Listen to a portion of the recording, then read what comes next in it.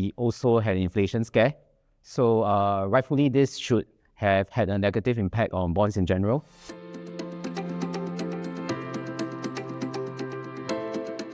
Hi viewers, good morning and welcome to episode 6 in season 3 for Unscripted in conversation with Eastspring Investments.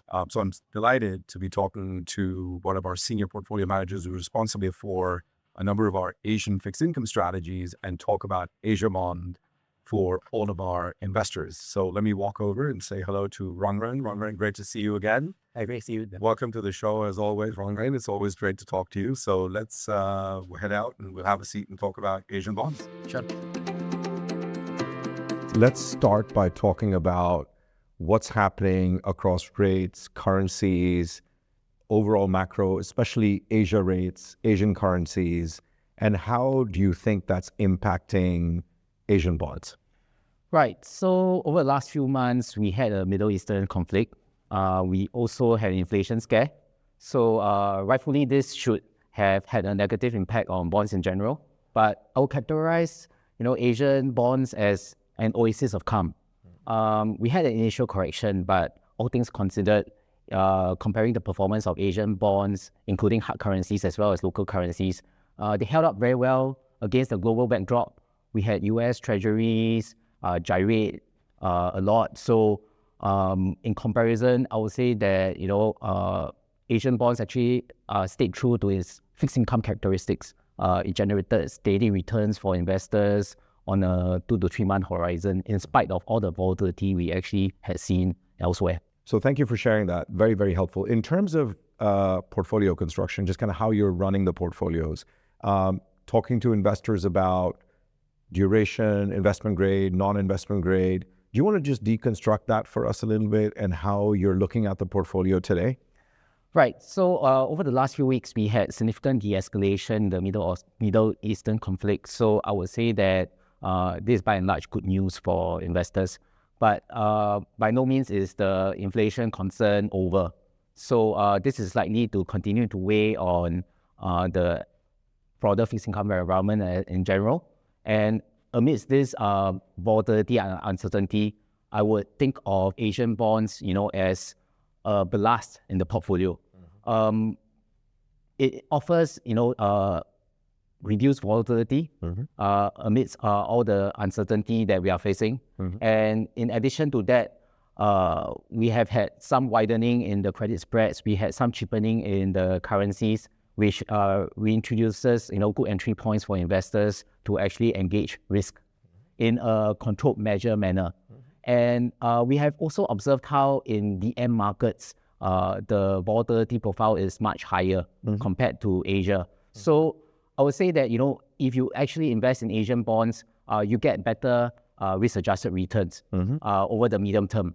And we have policy credibility, macro stability over here, in spite of all the headwinds that's inflicted across the global markets. So by and large, I think that Asia is in a good place, which in turn translates to more stable performance, more resilient performance for fixed income. So clients generally are looking at global fixed income, emerging market fixed income, EM debt. When you think about Asian bonds, do you see them as, from an investment perspective, complementary, standalone, just from a portfolio diversification perspective? Just talk a bit through that for us, please, Rong Ren. Yeah, so when it comes to global fixed income and EM fixed income, I'll call this, the fast lane.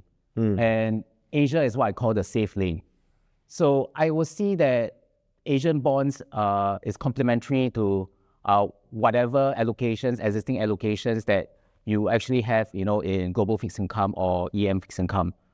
This deliver strong yields for the clients, but also it means that investors have to take significantly more risk, more volatility.